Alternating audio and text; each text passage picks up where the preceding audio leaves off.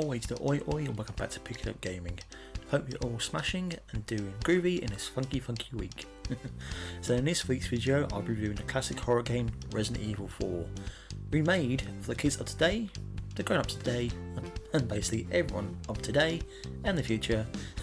Anyway, does it live up to the game that was very much loved back in the days of the old, or does it stay buried in the pile of every other remake and remaster that seems just ever so slightly to miss the mark? Because we all love nostalgia, but sometimes it just isn't needed. Sometimes it is, so let's find out together, shall we? So for many of you returning to this very familiar village, castle and island, all located in Spain, this is going to be a bit redundant, but bear with me a second. But for those of you who are coming to this game for the first time with your first experience, or even just the first time playing Resident Evil 4, here are some basic facts just for you. So Resident Evil 4 came out way back in 2004 on a GameCube originally. What a bright move that was. But then eventually they released to the PS2 and I believe Xbox, I could be wrong, and the following years later it did go to other consoles. Speaking of GameCube, for some out there, yes, we are that old, and I do feel old reviewing this game, trust me. Anyway, after the success of Resident Evil 2 and Resident Evil 3, that is the remakes, everyone was very much hyped for this remake. As for many people, including myself, this is arguably one of the best games in the series. It's definitely got people introduced to the series. For me personally, this is the first Resident Evil game that I had played by myself. I loved it, and from then on I played the next following few games, and obviously the remake came out. I went back to them and played Resident Evil 2, Resident Evil 3, and now Resident Evil 4. So I'm all caught up in the series, but yeah, it's basic facts for you. On to the next part. So Resident Evil 4 is set 6 years after the events of Raccoon City, which is Resident Evil 2 and 3. Once again you take control of Leon S. Kennedy, as he's been training and honing his skills up through his 6 years to become some kind of super secret spy who goes all across the world, deals with the nasties and the evils that hide in the corners and the shadows. Basically he has seen some stuff, and now this time around he's well prepared for it. Now this time around he's been tasked with saving the president's daughter, Ashley Graham, who has been taken by some nasty cultists who are up to no good and have their own dastardly plans to hatch out. I am such a dog, but you guys know this by now. Now unfortunately for Leon, it's never quite as straightforward as it seems, and wherever he goes it always seems to be something's going on, something happening, there's something behind it. It's never straightforward as get there, get this person, get out, as you soon find out as you play through the story of this game. As you end up to fight Las Plagas and all other amounts of experiments and nasty creatures along the way.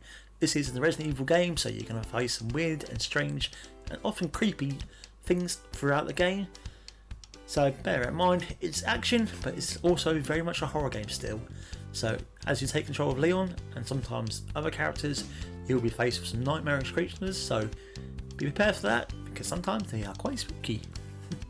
But fortunately for us and Leon and you guys playing the game, sometimes he's not always by himself. Sometimes throughout this game he has companions who will help him out, help deal with the bad guys, and sometimes he's not always alone.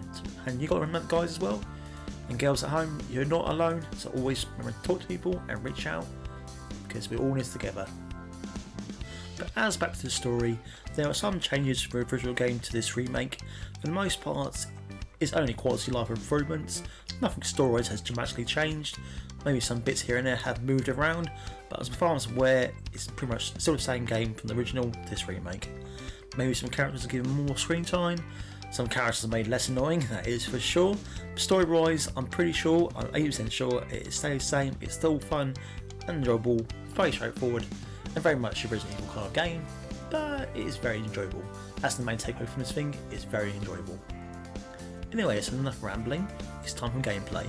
Now for large parts of this gaming experience, it stays faithful to the original, but obviously adding in life improvements that come with modern technology, modern engineering and modern programming.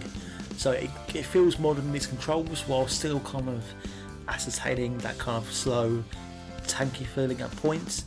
As I know from most horror fans, myself included, it does add to the overall experience when it's not quite as snappy as other games where you do feel a bit clunky. It adds the whole horror experience of it all. And for some people that might be a bit iffy, but it's not a major problem. Like I said, it's not overly tanky, little bits here and there, but overall it's still kind of attains that horror game experience while also adding on the action game experience.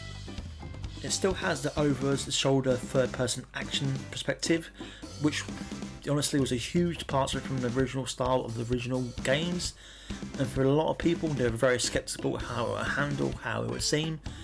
Not a lot of people were happy with the change, but obviously once the original came out, people had a chance to play it, they loved it, and they really kind of, well, most people really kind of took to the new style of the game, new style of the action, new style of how it felt, and for the most part it did kind of direct how the future games would go.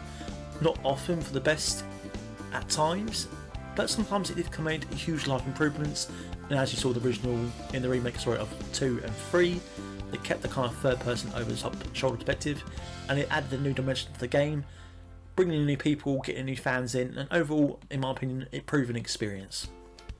I'll say the biggest improvement though is the AI, in particular Ashley AI.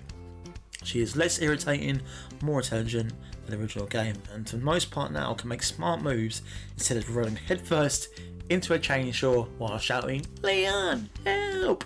Because the amount of times you heard that in the first game, it was, it drove you mad, because she would do some stupid things. So you think, what are you doing?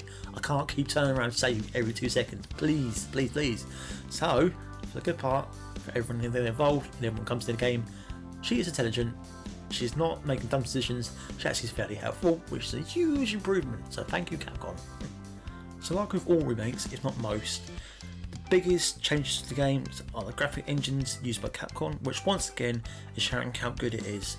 Locations now feel more like they have more personality to it, adding to the flow, the tension and unease of the areas, especially in certain locations where it does really get to the higher heights and you get all tense, because some of the creatures you do face along the way are really creepy and scary. The score and ambience is great, the voice acting is also great and cheesy like the original. Ashley once again is so much more better than she was in the original, because the first game, like I said in the previous bit, is very irritating. This one she seems more confident, a bit shy at first, but growing into her role gains more confidence and becomes more of a complete character, whereas in the first game she felt a bit whiny and a bit needy, and she didn't seem to really grow. Happy to say this time around, once again, voice acting, every acting wise, she has changed for the better. So my final thoughts. Like I said at the beginning of the video, the original Resident Evil 4 was the first proper horror game that I played with myself. The game that got me into horror games, got me into the series, and eventually the whole universe. And for many people who are new to the series, this would be the game that they love. It's a perfect blend of horror and action. This game for a very long time that Capcom has been trying to recapture, because this was kind of a perfect blend of horror and action, and it's definitely recaptured in the remake. It's the reason why this game got so many accolades, it's so well loved, it's so well respected, because it is amazing, it is fun, it is enjoyable, there's plenty to do, there's plenty of things to explore, to go through, different challenges, different settings, things to unlock. There's plenty of things in here for you to do and play and enjoy over and over again. So for me, this captures the original brilliance of the first Resident Evil 4 and its remake done right. So I'll give this game a 9 out of 10. I strongly urge you to play this game when you get the chance, when you can afford it, or when it comes onto the PlayStation Plus services or any other console where you get a chance to play it. Do play it, it's an amazing game and it does the original justice. I love it. So anyway, guys and girls, my secret agents across the world, look after yourself, practice those high kicks and roundhouse kicks and those suplexes. Until next time, stay safe, stay strong, and thank you kindly, stranger. I'll see you later. Got any treasure for me?